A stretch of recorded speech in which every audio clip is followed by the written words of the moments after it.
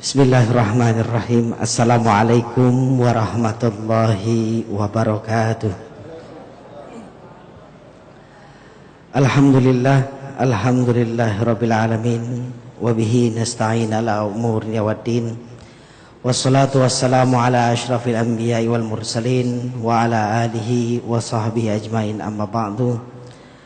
Hadirin jamaah salat maghrib Masjid Agung Sunda Kelapa yang sama-sama dimuliakan oleh Allah Subhanahu wa taala. Alhamdulillah, pada malam yang penuh dengan keberkahan ini sama-sama kita kembali berkumpul dan juga bermuhajah di tempat yang sama-sama kita cintai ini dalam rangka mengikuti kegiatan pengajian rutin kita yang pada malam hari ini kajian kita insyaallah akan diisi oleh Al-Mukarram Ustaz Haji Ali Hasan Bahar LCMA, dan alhamdulillah beliau pun telah hadir di tengah-tengah kita.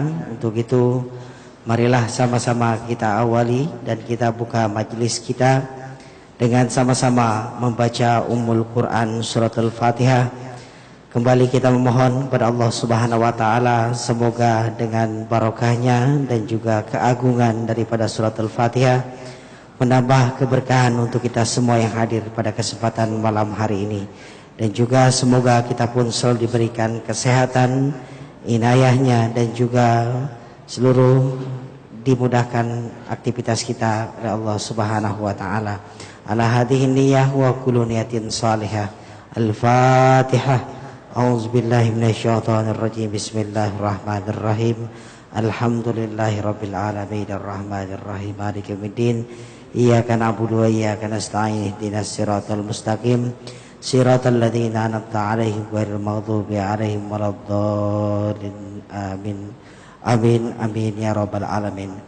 Hadirin bapak-bapak dan ibu-ibu yang dirahmati Allah, dan selanjutnya marilah sama-sama kita akan mendengarkan dan mungkin melanjutkan kajian rutin kita yang Ahad kemarin kita alhamdulillah sudah mendengarkan kajian tentang ta'awud dan bismillah, dan insyaallah pada malam hari ini guru kita akan membahas sedikit tentang makna dan juga pembahasan tafsir di dalam surat Ar-Rahman.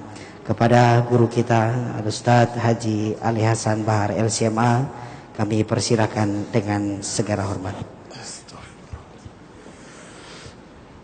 Bismillahirrahmanirrahim. Assalamualaikum warahmatullahi wabarakatuh.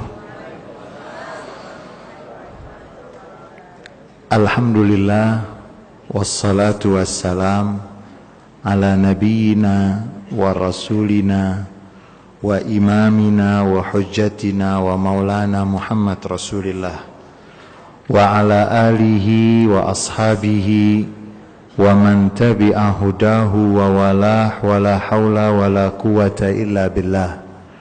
Puja dan puji syukur senantiasa kita haturkan kehadirat Allah Subhanahu wa ta'ala.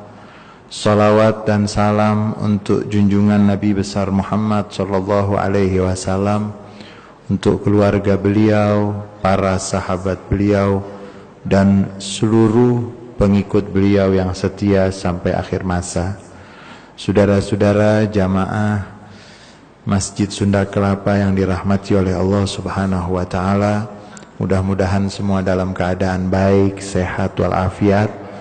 Hari ini kita akan membaca beberapa ayat dari surat Ar-Rahman, menyambung apa yang terakhir pada kesempatan yang lalu berkaitan dengan Bismillah Ar-Rahman Ar-Rahim, yang diharapkan kita semua sebagai umat Islam dianjurkan setiap memulai aktivitas dengan menyebut nama Allah Subhanahu wa taala. Dan kita sudah jelaskan apa arti Allah, lafaz yang dipilih mewakili Allah Subhanahu wa taala, kalimat yang dipilih menjadi kalimat yang menandakan nama Tuhan yang Maha Agung. Setelah lafaz Allah ada Ar-Rahman dan Ar-Rahim. Kita sudah menyentuh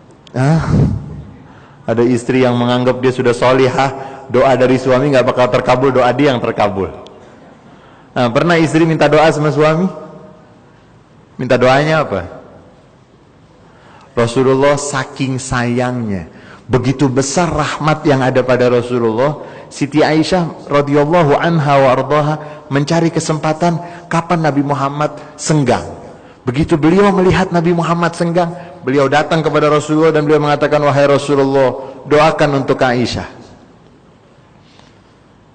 Rasulullah dengan senyumnya yang indah, dengan senyumnya yang manis, beliau mengangkat tangan. Allahumma ghfir li Aisyah ma taqaddama min dhanbiha wa ma ta'akhkhar wa ma a'lanat wa ma asarrat. Ya Allah, ampuni dosa-dosa Aisyah, yang dahulu, yang terbaru, yang terlihat, yang tersembunyi. Ya Allah, ampuni dosa-dosanya. Siti Aisyah begitu gembira mendengar doa itu. Kata Siti Aisyah, fawaqatu fi hujri Rasulillah. Saya jatuh di pelukan Rasulullah. Rasulullah menangkap saya dan bertanya kepada saya, ayasurruki du'ai ya Aisyah, wahai Aisyah, apakah doaku ini membuat engkau senang? Siti Aisyah mengatakan, aku jawab, siapa yang tidak senang mendapatkan doa seperti ini? Lalu ini kita melihat betapa besarnya rahmat Rasulullah. Rasulullah mengatakan, wahai Aisyah, doa seperti ini aku baca setiap sholat. Setiap selesai sholat, aku selalu membaca doa seperti ini untuk seluruh umatku. Bukan hanya untuk istrinya, tapi untuk, ada orang berdoa hanya untuk istrinya, hanya untuk anaknya. Umat Islam tidak. Makanya ya Allahumma arhamna wal muslimin wa afina wal muslimin. Ya Allah, rahmati kami dan umat Islam, berikan kesehatan kepada kami dan umat Islam. Rasulullah mencontohkan kepada kita, beliau mendoakan istrinya, tetapi beliau katakan kepada istri beliau Siti Aisyah radhiyallahu anha warḍaha, wahai Aisyah, doa itu aku baca setiap selesai sholat untuk seluruh umatku. Bayangkan betapa besar rahmat. Dan kalau Rasulullah sebut umatnya, bukan hanya yang hidup pada waktu itu. Kalau Rasulullah sebut umatnya, maka yang dimaksud bukan yang hidup pada waktu itu, tapi seluruh yang belum lahir, yang sudah lahir, yang akan lahir, semuanya mendapatkan doa Rasulullah SAW. Itu yang disebut dengan rahmatan lil alamin. Dan beliau yang mengajarkan kepada kita menjadi umat yang penuh dengan kasih sayang. Nabinya rahmatan lil alamin, umat Islam juga harus menjadi umat yang penuh dengan kasih sayang. Kenapa sih Islam bisa tersebar dengan begitu cepat, lalu sekarang mulai mandek? Kenapa? Karena banyak orang Islam tuh galak.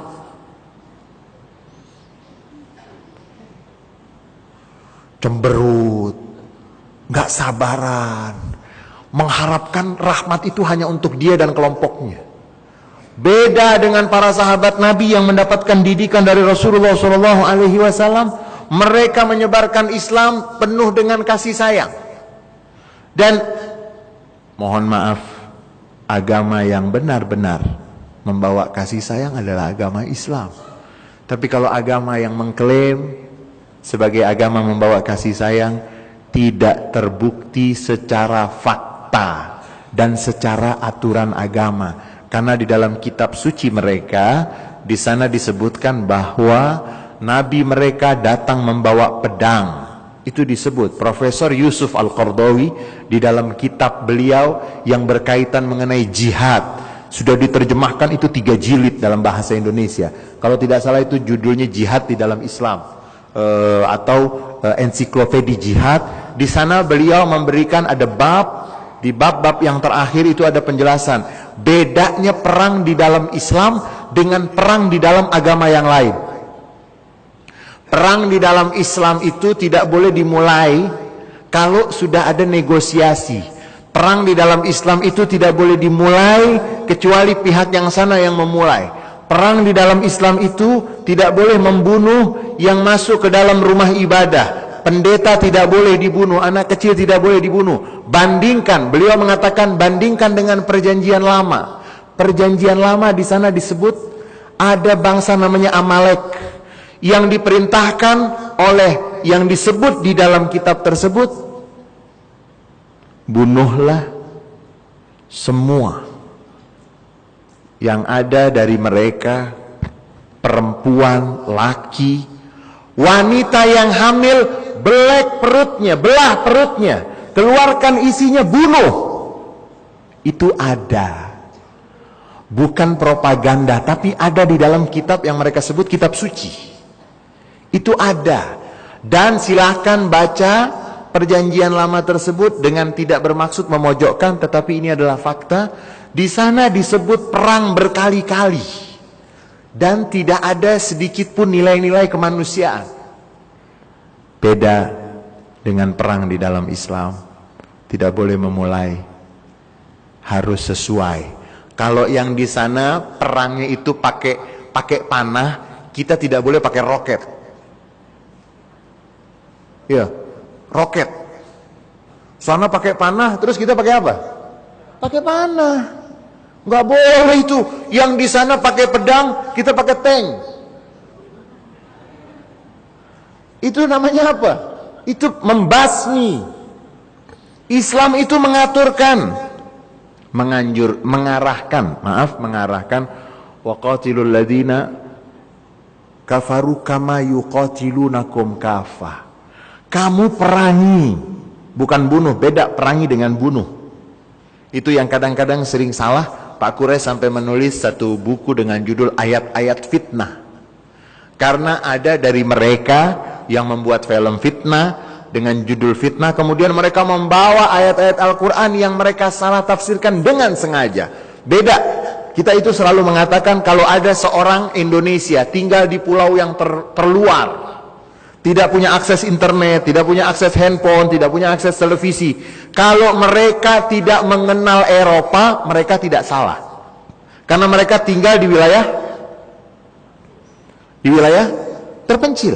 Tetapi kalau ada orang yang tinggal di tengah-tengah negara maju, akses internet terbuka, perpustakaan begitu besar, salah faham tentang Islam itu namanya sengaja. Ya, kalau orang Indonesia tinggal di pulau terluar, lampu tidak ada, televisi tidak ada, internet tidak ada, salah faham. Kalau dikasih tahu, itu ada orang datang dari New York. New York itu apa ya? Makanan jenis baru tuh. Kalau dia salah seperti itu masih boleh, karena dia tinggal pulau terpencil. Itu ada riset yang dilakukan oleh seorang profesor. Dia ingin melakukan riset tentang kebahagiaan, happy. Apa sih standar orang bahagia? Itu melakukan kajian lapangan. Datang ke salah satu wilayah di Indonesia. Kalau tidak salah di daerah pesisir, kita menyebutnya itu wilayah, kalau untuk mudik itu namanya jalur pantai utara, ya. Jalan pantai utara.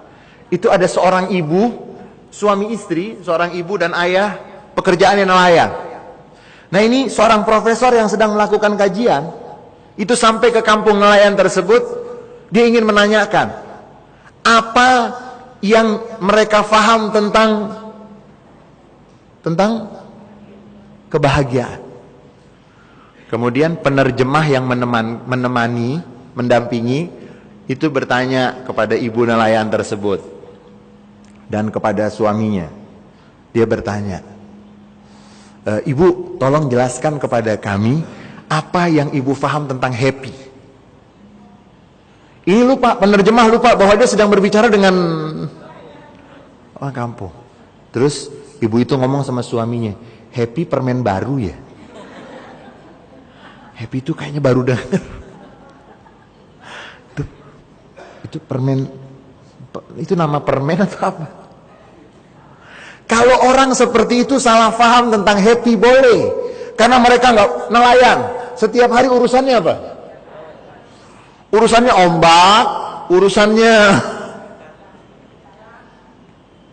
Saudara-saudara, profesor itu mengatakan, Tidak apa-apa, tidak ada masalah dia tidak mengerti makna happy. Tapi dia sedang menjalani apa yang kita maksud dengan bahagia. Karena orang yang kita anggap bahagia itu kan biasanya dia mau rumahnya mewah, mobilnya mewah, semuanya mewah. Hah, ini kata profesor nih, yang gak ngerti arti happy tapi dia gak ngerti arti happy apa. Dia gak ngerti, tapi dia sedang tenang. Dia pergi ke laut, kemudian dia menemani suaminya, dia melepas suaminya, dia tunggu sampai sore sambil menyanyi-nyanyi. Dia di situ menyiapkan makanan, sore-sore suaminya datang. Ini profesor bilang, nih, saya cari di negara-negara maju gak ketemu yang kayak begini.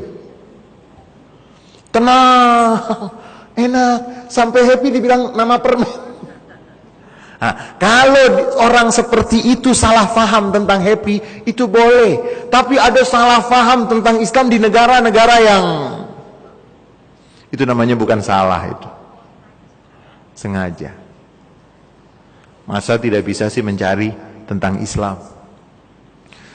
Umat Islam, umat yang penuh dengan kasih sayang dan memikul tanggung jawab menyebarkan rahmat. Kalau satu dunia ini memusuhi kita, apa yang kita lakukan? Ya Allah, apa doa kita? Turunin azab ya? Belum apa-apa, Nabi bukan, Rasul bukan, doanya minta turun? Nabi bukan, Rasul bukan, yang Nabi saja nggak minta diturunkan azab. Nabi Muhammad itu kan seperti yang sudah saya sampaikan, Nabi Muhammad mulai banyak kelihatan uban beliau ketika turun surat-surat, diantaranya surat Hud, yang di dalamnya banyak ancaman azab dan informasi azab yang pernah turun kepada umat-umat yang terdahulu. Belum apa-apa sudah mintanya azab. Yang diminta Tuhan yang Maha Pengasih lagi. Minta diturunkan azab, mintanya kepada siapa? Mintanya kepada Tuhan yang Maha. Salah alamat nggak? Minta diturunkan azab kepada Tuhan yang Maha Pengasih. Salah alamat nggak? Salah alamat. Mintanya itu diturunkan rahmat. Ya Allah, turunkan rahmat kepadaku, turunkan rahmat kepada mereka semua. Ya Allah, isi hatiku ini penuh dengan rahmat. Hari ini kita akan membaca beberapa ayat dari surat, salah satu surat yang istimewa. Al-Quran seluruhnya istimewa. Al-Quran seluruhnya. Kenapa saya bilang seluruhnya? Tajwidnya istimewa. Tulisannya istimewa. Hurufnya, susunannya, informasinya, hukum yang ada di dalamnya, cerita. Kita itu sering punya cerita tambah-tambahan ya. Kita punya cerita kadang-kadang ada bumbu emosi, betul nggak? Coba baca kisah Nabi Yusuf. Nanti sekali-sekali kita baca surat Nabi Yusuf. 2014 nanti kita mau baca itu. 2014 itu kan nanti akan ada persaingan. Perlu itu baca surat Yusuf. Supaya persaingannya itu tidak mengorbankan Yusuf. Ya, cerita Nabi Yusuf, bagaimana indahnya. Nanti Natal kita mau baca cerita bagaimana Al-Quran mengkisahkan tentang lahirnya Nabi Isa. Umat Islam mengubur Al-Quran tidak sengaja. Sebagian umat Islam, saya tidak mengatakan banyak, sebagian umat Islam mengubur Al-Quran dengan tidak disengaja. Kenapa dia tidak menyebarkan, tidak memberitahu kepada rekan-rekannya, tetangganya tentang Al-Quran berbicara mengenai Nabi Isa? Mereka mau percaya silakan, tidak mau percaya silakan, tapi kita perkenalkan kepada mereka bagaimana Al-Quran. Kisah lahirnya Nabi Isa, kisah problem yang dihadapi oleh Nabi Yusuf, kisah-kisah yang ada itu tidak buatan, semuanya istimewa. Nah, yang kita mau baca hari ini dan beberapa kesempatan ke depan itu surat Ar-Rahman. Surat Ar-Rahman, surat salah satu surat dalam Al-Quran yang dimulai dengan Asmaul Husna. Surat-surat yang lain kan Alif Lam Mim dzalikal kitabul, kemudian ada panggilan ya ayyuhalladzina amanu, kemudian macam-macam. Tetapi surat yang dimulai dengan Asmaul Husna, surat Ar-Rahman. Dan kita sudah jelaskan Rahman itu artinya yang kasih sayangnya tanpa batas, terlihat, semuanya dapat. Surat Ar-Rahman, surat yang diturunkan di Mekah. Kemudian surat ini juga dikatakan surat yang dinamakan pengantin Al-Quran. Dalam hadis, meskipun riwayatnya termasuk dhaif ataupun lemah, namun sebagian ulama mengatakan hadis yang dhaif selagi tidak sangat lemah dan bukan dalam hal yang sifatnya prinsip atau hukum, maka hadis itu boleh dipegang. Dalam hadis itu dikatakan Nabi bersabda, inna likulli syai'in arusan wa arusul Quran suratul Rahman. Segala sesuatu ada pengantinnya.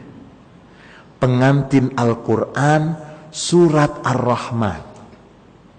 Saya mau tanya dulu, kalau disebut kalimat pengantin, apa yang hadir di benak kita?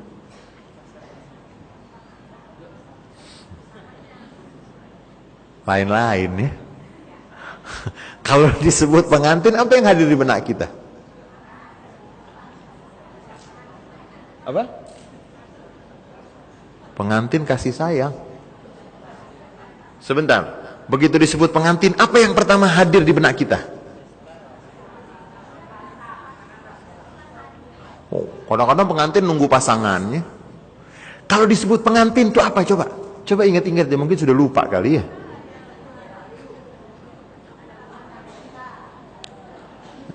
Ustadz Faruk pengantin baru. Kalau disebut pengantin itu apa yang hadir di benak kita? Semuanya indah. Dari ujung sampai kita kadang-kadang panggil ini siapa kemarin jelek perasaannya. Ya, dari ujung atas sampai ujung bawah itu semuanya indah. Segala sesuatu ada pengantinnya. Pengantin Al-Quran adalah surat Ar-Rahman. Ada apa dengan surat Ar-Rahman sampai dikatakan pengantin Al-Quran? Jadi kalau disebut pengantin, yang hadir di benak kita semestinya loh ya, semestinya semua keindahan.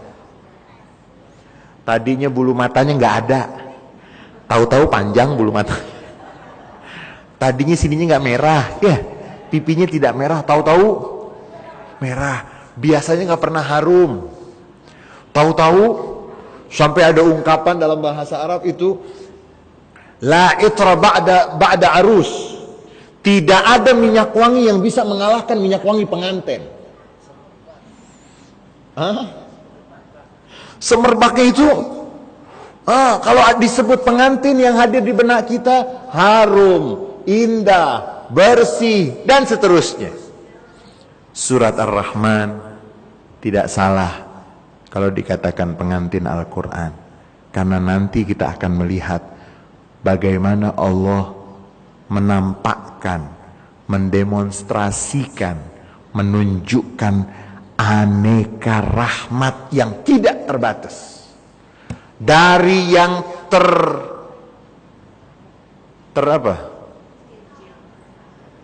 dari yang terkecil, terbesar, terlihat, tidak terlihat, terlintas, tidak terlintas, akan disebut di dalam surat Ar-Rahman.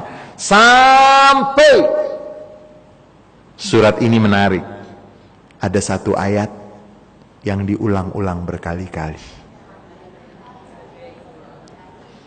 Fabi ayyi ala'i rabbikuma tukadziban. Baik. Yang pertama yang saya ingin ingatkan diri saya, bahwa Tuhan itu Maha Pengasih, Tuhan Maha Penyayang. Apapun yang saya hadapi, saya harus sadar Tuhan Maha Pengasih. Sesuai dengan ketentuannya, bukan sesuai dengan keinginan saya. Kita itu sekarang kadang-kadang Tuhan bukan, tapi ingin semua sesuai dengan, berarti itu mau mirip-mirip dengan. Jadi ada orang yang mengaku tidak secara langsung dia adalah Tuhan. Dia ingin semua itu sesuai dengan. Baik. Dalam riwayat dikatakan yang berkaitan dengan surat Ar-Rahman, Nabi menegur sebagian sahabat yang ada pada waktu Nabi membaca surat Ar-Rahman. Nabi mengatakan, malakum al-jinnu afsahu minkum. Kenapa kamu ketika aku bacakan surat Ar-Rahman, jin lebih fasih dari kamu? Jin lebih fasih. Setiap aku bacakan, fabi ayyi ala'i rabbikuma tukadziban, setiap aku baca itu, bangsa jin yang mendengar bacaan tersebut langsung menjawab pertanyaan tadi. Bangsa jin, di sini ada jin nggak? Ada. Hah? Dari mana taunya gentayangan? Lagi duduk itu. Iya. Untung saja jin nggak kelihatan. Coba kalau jin kelihatan mau makan nggak nafsu kita. Ya Allah, tinggi bener. Untung saja Allah, itu rahmat juga. Seandainya jin, orang yang sering melihat jin itu, kalau nggak kuat, makanya itu banyak orang bohong. Kalau melihat jin itu banyak bohong, itu ilusi. Banyak yang bohong. Itu ada seorang ulama meneliti. Ulama itu mengatakan, saya pernah beberapa tahun yang lalu punya kawan mengaku sering ketemu sama jin. Sekarang saya sedang melakukan riset, penelitian. Karena Imam Syafi'i itu mengatakan, siapa yang mengatakan saya pernah melihat jin, kesaksiannya ditolak. Karena Al-Quran mengatakan, mereka melihat kamu, kamu tidak bisa melihat mereka. Itu mazhab Imam Syafi'i. Tapi sekarang gayanya, iya banyak orang itu ada penunggunya. Ada penunggunya. Kemudian jin yang sekarang dipromosikan itu oleh mereka yang pemburu hantu apa semuanya. Kok jinnya senang dengan rumah-rumah mewah? Iya, nggak ada itu yang pengusaha warteg yang nggak ada. Ini jangan-jangan ini akal-akalan mereka. Nabi mengatakan, hei kenapa kamu jin? Ketika diturunkan ini dan aku bacakan, tidak sekalipun aku membaca fabi ayyi ala'i rabbikuma tukadziban, kecuali mereka menjawab. Apa jawaban mereka? La syai'a min alaika rabbana nukadzibuhu. Tidak ada satupun dari kenikmatanmu, wahai Tuhan kami, yang kami dustakan. Nanti pulang tolong hitung ada berapa kalimat fabi ayyi ala'i rabbikuma tukadziban. PR untuk minggu depan. Jangan dijawab dulu. Belum sampai, ini masih introduction, ini masih pendahuluan. Setiap kali dibacakan fabi ayyi ala'i rabbikuma tukadziban, jin menjawab. Surat Ar-Rahman, surat yang memiliki keistimewaan, meskipun bukan berarti yang lain atau surat yang lain tidak memiliki keistimewaan. Namun itulah yang dikatakan oleh sebagian ulama ketika ingin memberikan gambaran tentang Al-Quran. Al-Quran itu untayan mutiara yang semuanya mutiara. Kamu lihat yang ini bagus, kamu lihat yang satu lagi bagus, kamu lihat ini bagus, Kemudian setelah kamu lihat pertama kali, bagusnya terlihat. Kedua kali kamu melihat lagi, bagus yang baru akan terlihat. Terus, tidak akan habis. Surat Ar-Rahman yang akan kita baca beberapa ayat pada kesempatan ini. Yang pertama dimulai dengan kata-kata Ar-Rahman. Tuhan yang kasih sayangnya tanpa batas, luas, baik jumlahnya, jumlah sampel yang diberikan rahmat tersebut dan yang mendapatkan rahmat. Rahmatnya banyak, yang dapat juga banyak. Kan ada yang rahmatnya banyak tapi yang dapat hanya banyak jumlah rahmatnya dan banyak yang mendapatkannya.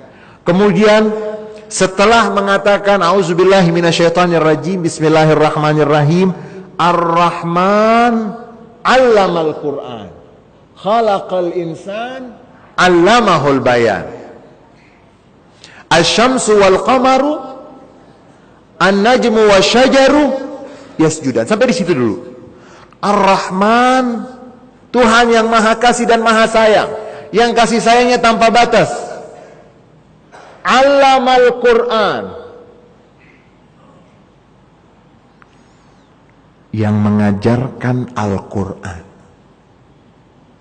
Khalaqal insan, menciptakan manusia. Sebetulnya susunannya yang paling tepat secara kasat, bukan kepala staf angkatan darat, bukan, kasat mata. Secara kasat pakai T bukan D. Secara kasat mungkin kita akan mengatakan Ar-Rahman khalaqal insan 'allamahul bayan. Tanda rahmat dan kasih sayang Allah, kenapa dimulai dengan mengajarkan Al-Quran, baru yang selanjutnya menciptakan manusia.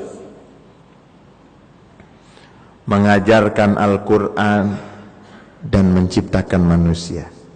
Semestinya kan kalau mau menunjukkan rahmatnya, itu dimulai dengan penciptaan manusia. Kenapa yang didahulukan mengajarkan Al-Quran? Yang pertama, Syekh Mutawalli Sya'rawi rahimahullah, itu beliau mengatakan, tolong perhatikan, yang pertama disebut setelah dia mengatakan Tuhan yang maha pengasih, yang maha penyayang, yang kasih dan sayangnya tanpa batas, dia menyebut ilmu. Allamal Quran, mengajarkan, memberikan ilmu tentang Al-Quran. Kalau tidak dengan ilmu, saya mau tanya, orang tua yang baik yang ngasih anaknya uang atau ngasih anaknya pendidikan? Yang memberikan kepada anaknya pendidikan. Kalau yang memberikan uang,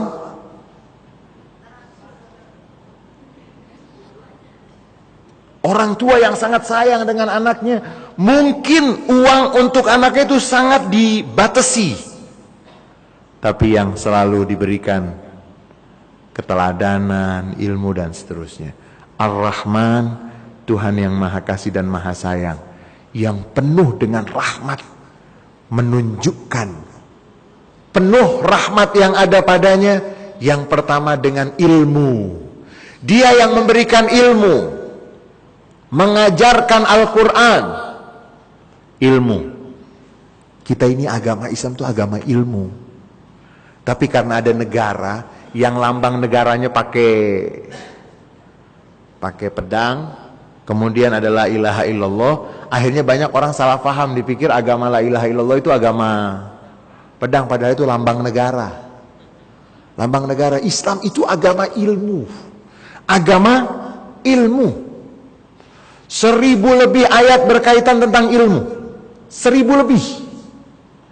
Al-Quran menyebut tentang orang yang berilmu. Pada kesempatan yang lalu, kalau saya tidak salah ingat, kita menyebut bagaimana murid Nabi Sulaiman yang mampu mendatangkan istana Ratu Balkis.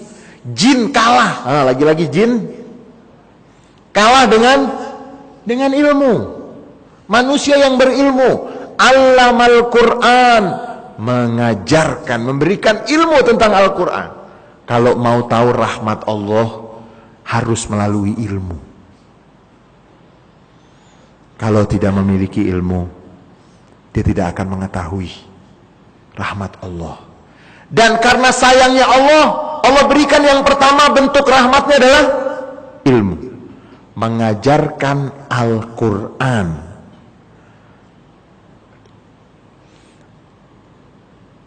Tuhan yang Maha Penyayang,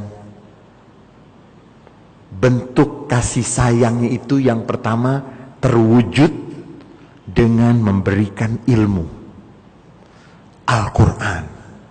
Syekh Mutawalli Sya'rawi memberikan ilustrasi, kalau kita membeli alat elektronik yang mahal, begitu kita beli, kita akan tanya katalognya mana. Kita akan tanya katalog bagaimana menggunakan. Kalau ibu beli alat elektronik kemudian dari pabriknya nggak ada katalognya, bagaimana kabarnya? Baru sampai rumah sudah terbakar. Tanda sayang Allah memberikan ilmu Al-Quran sebagai buku petunjuk. Allamal Quran khalaqal insan. Sayangnya, sebelum dia menciptakan, dia sudah menyiapkan terlebih dahulu ilmu yang akan menjadi dasar kamu bisa menjalani kehidupan dengan baik. Nabi Muhammad itu selalu mengatakan, ad-dunya mal'unah, mal'unun ma fiha, illa zikrullah, aw aliman, aw muta'allima. Dunia terkutuk. Dunia terkutuk. Dan terkutuk semua yang ada di dalam dunia, kecuali zikir, ingat kepada Allah, ataupun orang yang berilmu, atau orang yang menuntut ilmu. Sampai ada ungkapan, bukan hadis, tetapi ungkapan, kalau tidak salah ungkapan sahabat atau tabi'in, yang mengatakan kun aliman, jadilah kamu seorang yang berilmu. Kalau nggak bisa menjadi orang yang berilmu, jadilah muta'allima, jadilah orang yang menuntut. 1 menit lagi azan, kita akan lanjutkan setelah azan. Jadilah orang yang berilmu, atau menjadi penuntut ilmu, atau menjadi orang yang mendengarkan ilmu, atau kalau nggak bisa juga menjadi orang yang cinta dengan ilmu. Jangan menjadi kelompok yang kelima. Nanti kita akan lanjutkan setelah azan.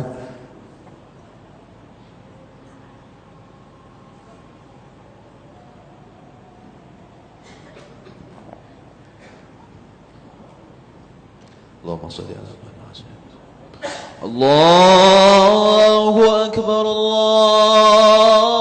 Allahu akbar, Allahu akbar,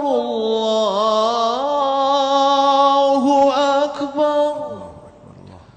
Asyhadu an la ilaha illallah.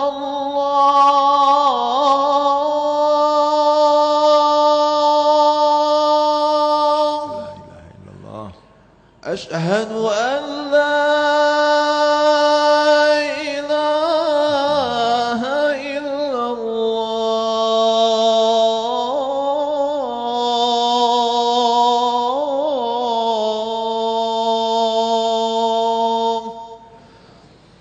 أشهد أن محمدًا رسول الله.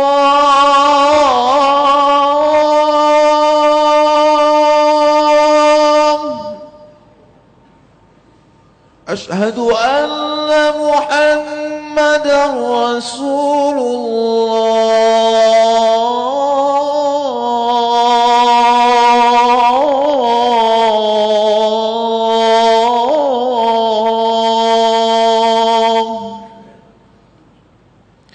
حي على الصلاة،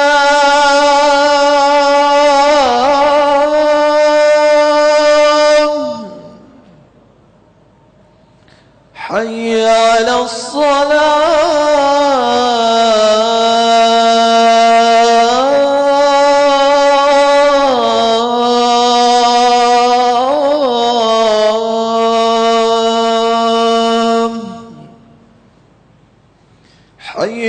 على الفلاح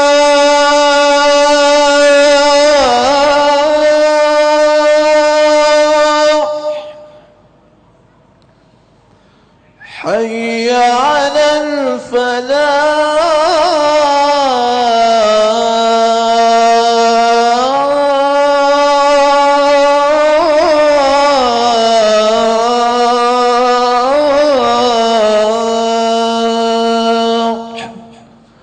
الله أكبر الله أكبر لا إله إلا الله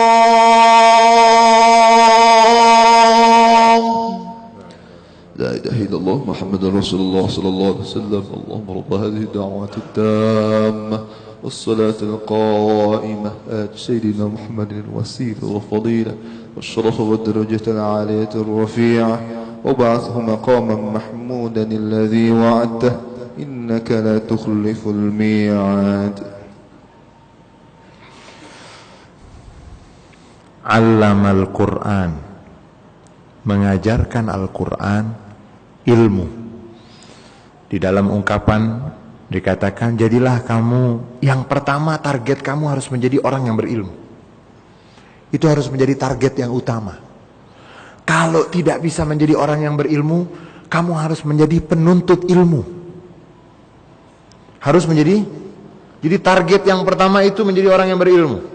Kalau nggak bisa menjadi orang yang berilmu, menjadi orang yang menuntut, pencari ilmu. Wah, saya sudah nggak bisa lagi menjadi seorang alim, seorang yang berilmu. Yang kedua, yang menuntut ilmu. Kalau tidak bisa yang kedua menjadi yang menuntut ilmu, jadilah orang yang mendengarkan. Mata saya sudah nggak ngelihat, saya cuma punya alat ini mendengar. Nggak bisa lagi saya mau baca kitab, saya nggak bisa lagi. Saya mau jalan sudah nggak bisa lagi. Saya cuma punya modal itu. Alat yang saya miliki hanya pendengaran. Nggak bisa jadi seorang alim, tidak bisa menjadi penuntut ilmu, dengar.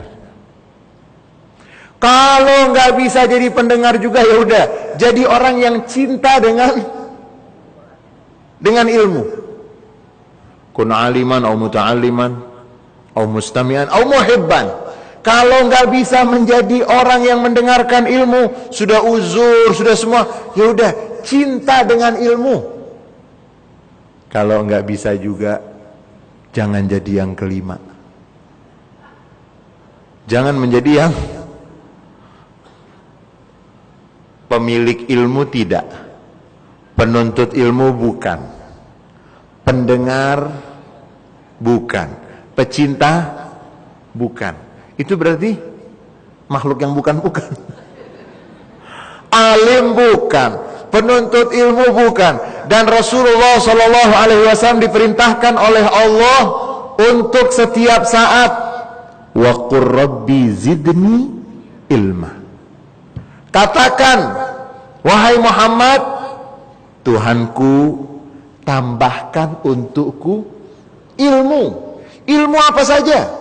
Apalagi terutama ilmu yang menjadi penjelas tentang kewajiban kita hidup di dunia. Tambahkan ilmu. Dan Nabi Muhammad SAW dalam beberapa doa beliau, Allahumma inni a'udzubika min yaumin la azidu fihi ilma. Ya Allah, aku mohon perlindungan kepadamu satu hari di situ saya tidak mendapatkan ilmu, aku mohon perlindungan. Ilmu, agama Islam ini agama ilmu. Tapi mohon maaf, negara-negara Islam, Indonesia yang jumlah rakyatnya 100 juta, berapa ratus juta? 200 berapa itu? 200 juta lebih. Ada berapa perguruan tinggi di Indonesia? Bandingkan dengan negara kafir. Berapa? Gak seimbang. Sampai ada seorang menulis kolom di salah satu media di Eropa, itu mengatakan, kenapa bangsa Barat senang dengan etnis Yahudi? Karena orang Yahudi berpendidikan. mereka ada manfaatnya. Tapi kalau selain Yahudi, apalagi umat Islam, bayangkan disuruh bagi-bagi itu mau. Saya nggak mau nyebut namanya tuh, yang departemen kesehatan itu, nggak usah disebut, nggak usah disebut, ini masjid.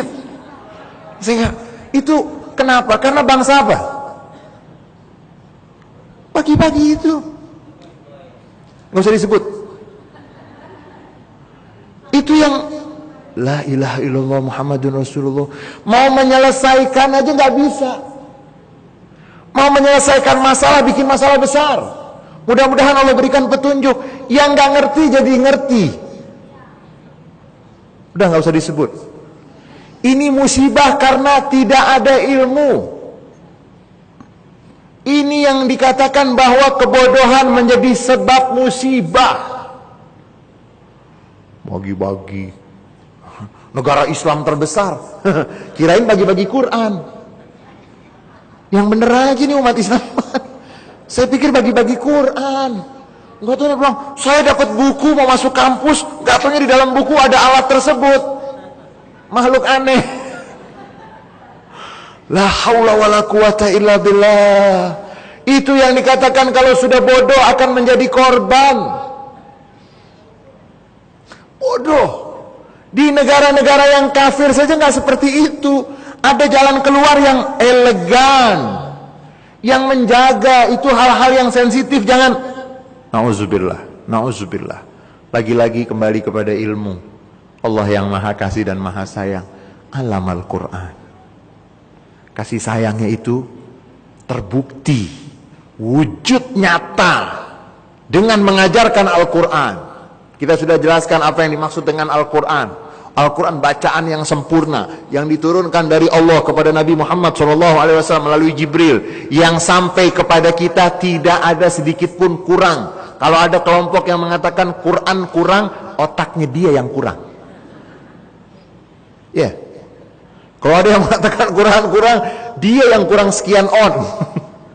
Bukan Al-Quran sempurna, tidak ada yang, bahkan mereka-mereka di Eropa yang melakukan kajian tentang Islam, banyak dari mereka yang awalnya mencari celah kekurangan Al-Quran, ternyata, nah ini kasih sayang Allah. Berapa banyak orang yang tujuannya untuk membongkar dan mengungkap, kalau mereka temukan apa yang kurang di dalam Al-Quran dan ajaran Islam, niat mereka sudah gak bagus, tapi berapa banyak mereka akhirnya bukan menemukan cacat dari Al-Quran, malah justru mereka menemukan hidayah. Yang jahat saja dapat, apalagi yang ke Sunda Kelapa. Ya, itu banyak itu. Mereka S1, S2, S3 mencari celah untuk memojokkan Islam. Ternyata begitu profesor, taubatan nasuha, masuk Islam. Bayangkan, ini rahmah, kasih sayang Allah. Yang niatnya jahat aja masih mendapatkan, apalagi yang niatnya ilmu. Allamal Quran, tanda sayang yang paling besar. Dia tidak membiarkan kita dalam keadaan bodoh. Kalau kita kan kadang-kadang itu senang orang kalau bergaul dengan kita di bawah pengetahuannya, di bawah kita. Kita enak nggak? Enak kan? Bodoh ini gampang nggak? Negara-negara yang memberikan beasiswa, katanya beasiswa diberikan kepada negara-negara Muslim misalnya, yang mereka berikan beasiswa tersebut untuk ilmu-ilmu tertentu. Mereka tidak berikan untuk ilmu-ilmu yang kita dikasih Facebook, kita dikasih semuanya, itu dikasih ampas, dikasih. Tapi untuk yang sensitif, karena mereka tidak percaya. Itulah orang yang tidak percaya dengan rahmat. Mereka mau ngasih ilmunya tanggung-tanggung, disuruh belajar, semuanya dikasih beasiswa untuk kagum kepada mereka, untuk menjadi budak mereka, dibuka sedikit-sedikit. Begitu mereka sudah jauh, baru kasih lagi, jauh baru kasih lagi. Beda dengan umat Islam. Silahkan, saya menganjurkan saudara-saudara yang hadir di sini semua, kalau punya kesempatan, baca Masa Keemasan Islam. Siapa yang menjadi murid di Spanyol ketika Spanyol adalah negara yang paling banyak memiliki universitas di abad ke-8 bangsa Eropa? Yang menjadi murid datang ke universitas Islam tuh orang mana? Orang kafir. Semuanya dikasih kesempatan, tapi begitu ilmu mereka yang memiliki tidak dikasih kesempatan, kecuali sangat terbatas sekali, karena mereka tidak tahu apa yang dimaksud dengan rahmat. Ilmu adalah rahmat. Jangan kamu persempit rahmat tersebut. Tanda sayang Allah, Dia memberikan ilmu. Nabi yang mengatakan manusia itu ada 4, kata Nabi. Manusia itu ada 4. Yang pertama, rajulun atahullahu al-mala wal ilm. Seorang yang punya harta dan punya ilmu. Itu fi arfa'il manazil. Jadi manusia ada 4. Yang paling tinggi itu punya harta, punya ilmu. Nabi Sulaiman, kaya raya, ilmunya juga Nabi Sulaiman. Haji Sulaiman belum tentu. Nabi Sulaiman alaihi salam ala nabiyina afdhalis salati wassalam. Ilmu dapat, harta dapat. Yang kedua, dapat ilmu tapi nggak punya harta. Atahullahu ilman walam yu'tihi mala. Kata Nabi, yang kedua ini bisa naik pangkatnya menjadi yang pertama melalui ilmu. Karena niat dihitung. Orang yang punya ilmu mendapatkan pelajaran. Hadis innamal a'malu binniyat. Semua amal perbuatan tergantung dengan niatnya. Kemudian dia duduk. Kemudian ketika dia melihat, ya Allah, kalau saya dapat uang sekian, saya mau kasih beasiswa itu untuk mereka yang enggak. Tapi sekarang udah bingung lagi, pengemis 25 juta. Akhir zaman. Itu setan bingung. Pengemis bisa 25 juta. 2 minggu. Itu profesional betul dia. Yang kedua itu punya ilmu tapi nggak punya harta. Dengan ilmunya dia bisa mendapatkan derajat yang pertama. Karena semua dengan ilmu. Begitu dia mendapatkan pelajaran, yang nggak sempat pergi haji, kalau yang berilmu itu gampang, ya, sholat subuh berjamaah, ya, sholat subuh, habis sholat subuh berjamaah, kemudian zikir sampai, dapat pahala, dengan ilmu. Nggak repot-repot. Mau dapat pahala haji, datang ke masjid pagi-pagi ataupun kapanpun datang ke masjid, niat untuk menuntut ilmu, mendapatkan ilmu, dapat pahala. Mau bangun rumah di surga, dengan ilmu tahu. Yang kedua itu dapat ilmu tapi nggak dapat, tapi dia bisa naik derajatnya melalui ilmu. Sekarang itu kan, jangan kaget kalau ada terowongan di dasar laut, ya nggak usah kaget. Itu dari mana? Ilmu.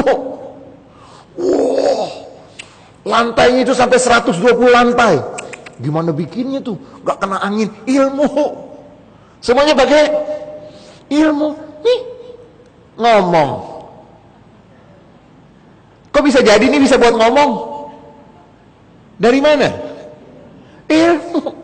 Coba orang yang hidup tahun 1920 bingung kali ngelihat orang pakai ini ngomong. Ada gambarnya. Sekarang kan lagi model itu jalan. Sampai ketabrak kereta, ya.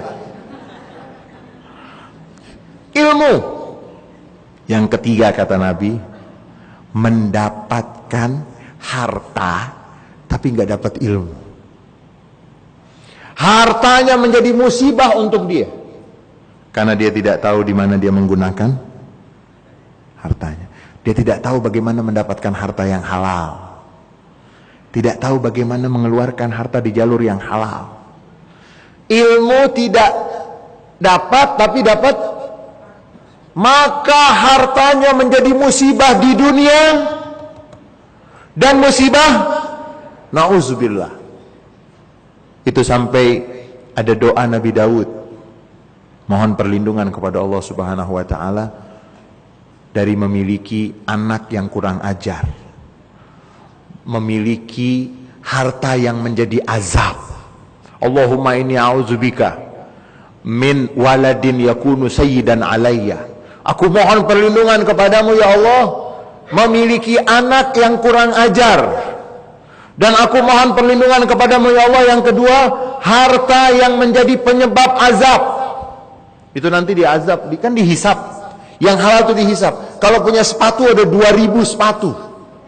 Nanti dihisap di akhirat. Yang pertama dari mana nih? Hadiah dari gubernur.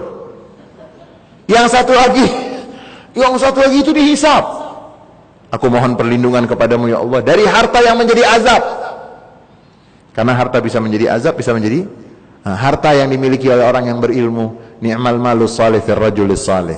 Yang ketiga Nabi Daud minta kepada Allah, Allahumma inni a'udzubika min jari su'in, dari sahabat yang buruk. Kalau melihat yang baik kepada dari aku nggak pernah disebut, tapi kalau melihat yang buruk disebarkan. Dan yang ketiga aku mohon perlindungan ya Allah dari pasangan yang bikin beruban sebelum waktunya beruban. Saya ulangin, yang membuat beruban sebelum bikin pusing, bikin pusing. Aku mohon perlindungan. Saudara-saudara, Nabi mengatakan ada 4 orang yang berilmu dan berharta itu tinggi. Kalau tidak bisa, yang kedua, tidak punya harta masalah. Yang penting dengan ilmu. Nabi Sulaiman pernah ditanya, mau dapat harta atau mau dapat ilmu? Atau kerajaan, kekuasaan? Nabi Sulaiman bilang, ilmu aja. Dari ilmu beliau mendapatkan harta, dan dari ilmu beliau mendapatkan bayangkan saudara kalau disuruh pilih, mau duit atau mau ilmu? Haji Sulaiman ditanya, mau harta atau mau kerajaan? Nabi Sulaiman alaihi salam ditawarkan, mau ilmu, mau harta, mau tahta? Ilmu. Dengan ilmu beliau mendapatkan harta, mendapatkan kejayaan. Mendapatkan ilmu dan harta. Mendapatkan ilmu tidak dapat harta. Mendapatkan harta tidak dapat ilmu. Yang keempat kata Nabi yang bahaya, ilmu tidak.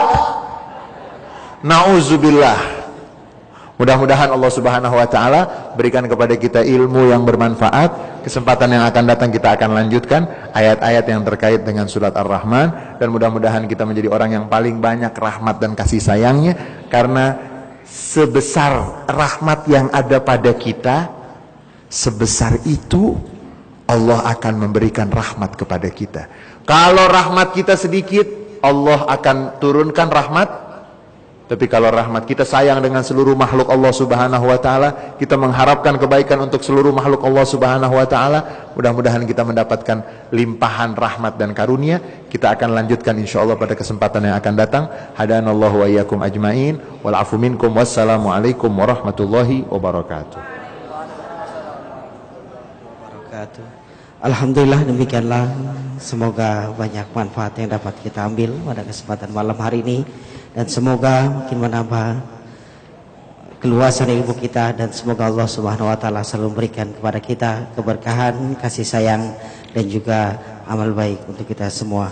Dan sebagai kata penutup, marilah sama-sama kita akhiri dan kita tutup majelis kita dengan sama-sama membaca doa kafaratul majlis. Subhanakallahumma wa bihamdika wa asyhadu an la ilaha illa anta astaghfiruka wa atubu ilaik. Wassalamualaikum warahmatullahi wabarakatuh. Allahu akbar, Allahu akbar.